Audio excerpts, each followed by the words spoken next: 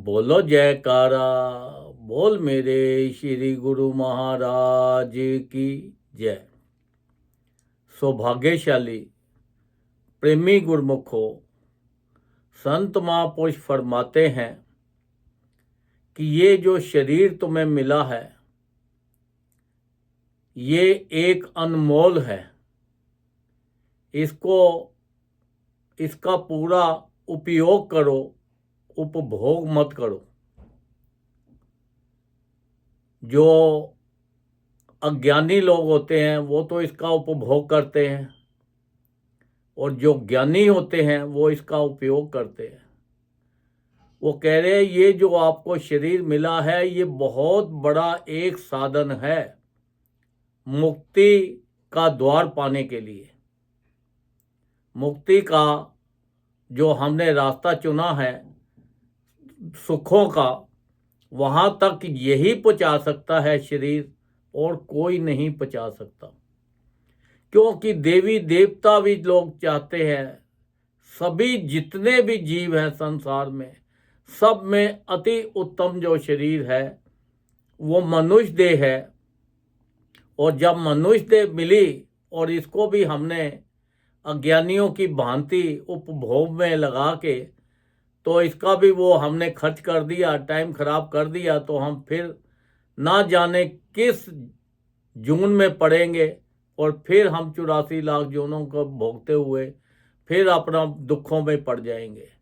तो संत महापुरुष तो हमारे ऊपर बार बार कृपा कर रहे हैं, बार बार फरमा रहे हैं कि देखो ये बड़ी मुश्किल से आपको ये शरीर मिला है, ये एक साधन है बहुत बड़ा भक्ति करने का। जो आपको नाम दिया है वो ज़्यादा से ज़्यादा इससे नाम जपो।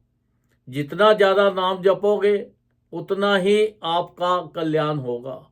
क्योंकि नाम जो है ऐसा नहीं है कि एक बार ले लिया, दो बार ले लिया, नहीं। ये उठते बैठते चलते फिरते हर वक्त इसका अभ्यास जो है ज़्यादा से ज़्यादा करो। क्योंकि गुरुदेव बार बार यही फरमा रहे हैं कि तन मिला तुम तप करो, तन मिला तुम तप करो, सर्वों का कर दो नाश, रवि शशि से दिव्य अधिक है तुम में प्रकाश। तुम्हारे अंदर इतनी ताकत है, इतना प्रकाश है, इतनी चीज है, तुम अपने आप को पहचानो। ये जब आप तप करोगे तभी आपको प्रकाश दिखाई देगा, तभी आपको रास्ता दिखाई देगा। क्योंकि ये जो हम शरीर के पीछे पड़े हुए हैं, शरीर को सजाते हैं, बजाते हैं, इसका ख्याल रखते हैं, तो ये शरीर तो एक दुखों का कारण है, ये सुखों का कारण नहीं है। शरीर मिला है, संसारिक काम भी करते रहो और अपने मन को उस भक्ति में लगा दो, उस भजन में लगा दो। उठते बैठते हर वक्त बस भजन ही भजन करते जाओ और संसारिक काम भी करते जाओ। और शरीर का भी ख्याल रखो, क्योंकि शरीर का अगर ख्याल नहीं रखोगे, ये तंदुरुस्त नहीं होगा, तो आप भजन भी नहीं कर सकते, आप कुछ नहीं कर सकते। अब देखो कोई व्यक्ति, कोई आदमी नई गाड़ी बड़ी महंगी ले आए और उसको अपने गैराज में खड़ी कर दे, और खड़ी कर कर और उसकी हर रोज उसकी साफ सफाई करे और उसको धोए, उसका मेंटेनेंस भी करे, उसकी सब चीज़ करे, पर उस गाड़ी को चलाए नहीं, तो सब लोग उसको क्या बोलेंगे कि ये जो गाड़ी है ये सवारी करने के लिए है, ये ना कि गैराज में खड़ी करने के लिए। ये जो हमारा शरीर है ये भी एक कीमती गाड़ी है। इसको अगर हम सजाते बिलाते रहे, खिलाते पिलाते रहे, इससे काम नहीं लिया, इसकी सवारी नहीं की, तो हमें भी लोग क्या बोलेंगे। क्योंकि ये बहुत महंगा शरीर है। ये जैसे महंगी गाड़ी, वो क्या कहते हैं, महंगी गाड़ी है, कभी कभी निकालते हैं, कभी कभी चलाते हैं, ध्यान रखते हैं इसका स्क्रैच ना आए, इसको किसी का एक्सीडेंट ना हो, कोई खरोंच ना आए। जब उसका ख्याल एक रखते हो तो ये शरीर तो उससे भी बहुत महंगा है। इसका शरीर का भी ख्याल रखो और इसकी सवारी करो, इसके साथ इसको उपयोग करो, इससे ज़्यादा भजन करो। जितना ज़्यादा भजन करोगे उतना ही आपको ज़्यादा से ज़्यादा लाभ मिलेगा। अब देखो, एक किसान था। अब वो किसान क्या करता था, अपना सुबह शाम उठते बैठते भजन करता रहता था, भजन करता रहता था, और किसी को पता ही नहीं था। वो तो सोचते थे ये पागल सा किसान है, और इसने क्या है, इसको तो देखो जब अपने में मस्त रहता है और पता नहीं क्या मुंह से अपने बोलता रहता है, ना किसी से बात करता है, ना किसी से कुछ कहता है।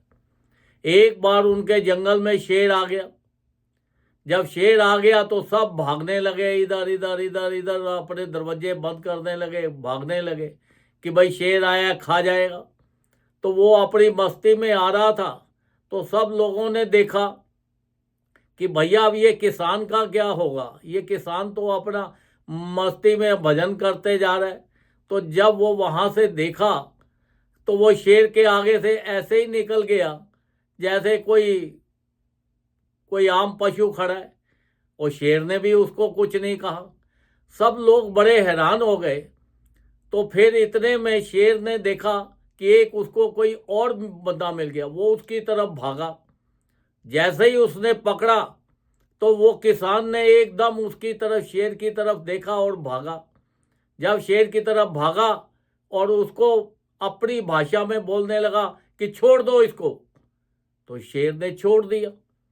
सारे लोग सोच में पड़ गए कि जिसको हम पागल कहते हैं और अपने में मस्त रहता है, तो ये क्या चीज है कि इसके कहने से शेर ने उसको छोड़ दिया।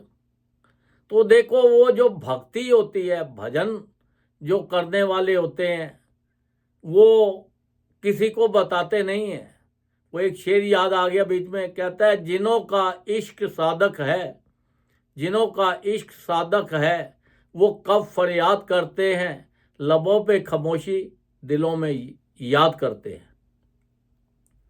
तो उसके अंदर देखो इतनी ताकत थी कि देखो, संत महापुरुष भी कहते हैं कि आप तप करो, आपके अंदर इतनी ताकत है, इतनी ताकत है कि देवी देवता भी आकर आपको झुक झुक करके सलाम करेंगे।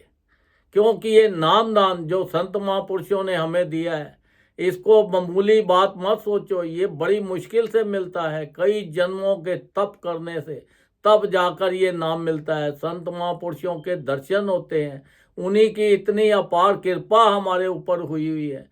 तो हमें उनके हुक्म में चलना है, उनके बनाए हुए नियमों का पालन करना है। उन्होंने तो हमारे ऊपर इतनी अपार कृपा करके 5 नियम बना दिए, श्री आरती, पूजा, सत्संग, सेवा, सिमरन और ध्यान। जो श्रद्धा सहित करे निश्चय हो कल्याण। जिस परिवार के अंदर ये 5 नियमों का पालन होता है, उस परिवार में खुशियां ही खुशियां रहती हैं।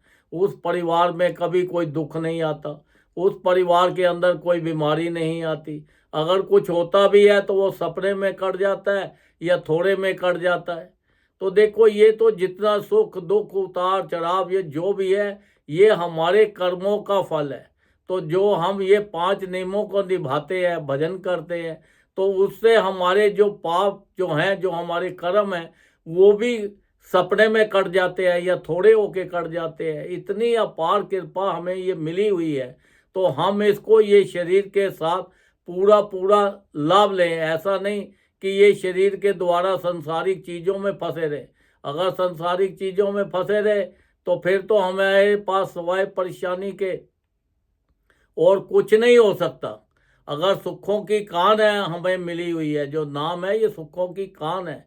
इतनी ताकत, इतनी चीज हमें मिली हुई है। हमें ज्यादा से ज्यादा ये शरीर के साथ ये जो तन मिला है, इतने कीमती श्वास मिले हैं जो हर वक्त हमारे खराब हो रहे हैं। संत महापुरुष फरमाते हैं 24 घंटे में आपके इतने श्वास खराब हो रहे हैं जो आप संसारिक चीजों में लगा रहे हो। कम से कम 2 घंटे हर जीव को भजन करना चाहिए। 2 घंटे कंटिन्यूस नहीं बैठ सकते तो 1-1 घंटा करके करो, आधा घंटा करके करो। अगर शरीर नहीं मानता तो बैठ के तो लेट के करो, टलते फिरते करो। इसका कोई समय और कोई टाइम या कोई जगह स्थान नहीं होता। भजन आप किसी वक्त भी, आपके देखो सारा दिन आप काम करते रहते हो, आपके श्वास चलते रहते हैं, अगर आप अपने श्वासों से अगर आप भजन करते रहो तो देखो आपको कितना लाभ मिलेगा। संसारी काम भी होते चले जाएंगे और आपका भजन भी होता जाएगा। क्योंकि ये जो शरीर मानव शरीर मिला है, ये इसकी कोई लिमिट नहीं है, ये कब तक मिला हुआ है। जो पीछे बीत गया सो बीत गया, उसको भूल जाओ कि जो पहला टाइम निकल गया। अभी से आप शुरू कर दो, उठते बैठते चलते फिरते हर वक्त भजन ही भजन करो। इसका अभ्यास मत छोड़ो, इसका जितना ज़्यादा अभ्यास करोगे उतनी आपको खुशी मिलेगी, उतनी तंदुरुस्ती मिलेगी, संसार के भी सुख मिलेंगे, परलोक के भी सुख मिलेंगे। हर चीज जो मांगोगे बिना मांगे ही आपको मिल जाएगा। आपके मन के अंदर कोई इच्छा प्रकट होती है तो आपकी इच्छा पूर्ण फटाफट ही हो जाएगी। क्योंकि देखो संत महापुरुषों के पास लोग जाके मांगते हैं कि देखो जी मेरे घर पे बेटा हो जाए, मेरी शादी हो जाए, मेरी दुकान मिल जाए, मुझे मकान मिल जाए, मेरा परिवार बन जाए। तो संत महापुरुष सब चीज़ों की एक ही दवा देते हैं, वो कहते हैं नाम जपो सब ठीक हो जाएगा। देखो इतनी बड़ी ताकत उन्होंने हमें दे दी कि हर काम की हर चीज़ की एक ही दवाई है, नाम। जितना आप ज़्यादा से ज़्यादा नाम जपोगे उतना ही आप हर तरह से मौज मस्ती में रहोगे। आपको लोक में भी खुशी होगी, आपको परलोक में भी खुशी होगी, और संसार के अंदर भी आपको किसी चीज़ की कोई कमी नहीं आएगी। जहाँ पे भी जाओगे इज्जत मान हर चीज़ आपको अपने आप मिलता जाएगा। तो देखो जो एक भोला भाला इंसान था उसके अंदर भी, जो 24 घंटे भजन करता था, उसके अंदर भी इतनी ताकत आ गई वो भजन के साथ कि उसने भी शेर को एक बार आवाज़ दी और शेर ने उस बंदे को छोड़ दिया। देखो ये भजन की सारी ताकत है, ये तप की ताकत है। तप जो है वो इसका कोई स्थान नहीं होता। आप बोलो कि कई लोग बोलते हैं जंगलों में जाएंगे, पहाड़ों पे जाएंगे, उधर जाएंगे, गंगा पे जाएंगे, जमुना पे जाएंगे, वहाँ जाके तप करेंगे। नहीं, तप का कोई भी स्थान नहीं है। ये आप कहीं बैठे भी, आप अपने परिवार के अंदर रहकर भी आप तप कर सकते हो। ना किसी से फालतू बोलो, ना किसी से कुछ कहो, किसी की निंदा मत करो, सबके लिए अच्छा सोचो, अच्छा करो। ये सबसे बड़ा तुम्हारा तप है ये भी। और परिवार के साथ मिल के रहो। परिवार के अंदर जितने भी आज तक आप देखो कि जिसने भी परमात्मा को पाया उसने परिवार के साथ पाया, परिवार से अलग होके नहीं पाया। तो इसलिए ये परिवार जो है ये तुम्हारा एक मंदिर है। ये मंदिर को हमेशा जैसे अपने मंदिर को सजा के रखते ऐसे घर को सजा के रखो। अपने परिवार में इतना प्यार बढ़ा लो, इतना प्यार बढ़ा लो कि कोई भी एक दूसरे की बात को काटे नहीं, एक दूसरे के साथ मिल के चलो। तो देखो कितना नज़ारा आएगा। ये शरीर जो है ये कोई रिश्ता नहीं है किसी का भी, ये हमारे अपने कर्मों के मुताबिक हमारे रिश्ते बन जाते हैं। कोई माँ का, कोई बाप का, कोई भाई का, कोई बहन का, कोई यार दोस्त का। जैसे जैसे हमने अपने कर्म किए हुए उसके मुताबिक ही हमारे सारे रिश्ते बन रहे हैं। तो ये रिश्तों को भी ऐसा निभाओ अच्छी तरह से ताकि संसार के अंदर जहाँ पे भी जाओ तुम्हें हर जगह खुशियाँ ही खुशियाँ मिले, और अपना लोक भी सुखी करो और अपना परलोक भी सुखी करो। ज़्यादा से ज़्यादा नाम जपो, भजन जप करो, सबके लिए अच्छा सोचो और अच्छा करो। देखो आपको हर तरह से मौज ही मौज रहेगी, आपका लोक भी सुखी हो जाएगा और आपका परलोक भी सुखी हो जाएगा। बोलो जयकारा, बोल मेरे श्री गुरु महाराज की जय।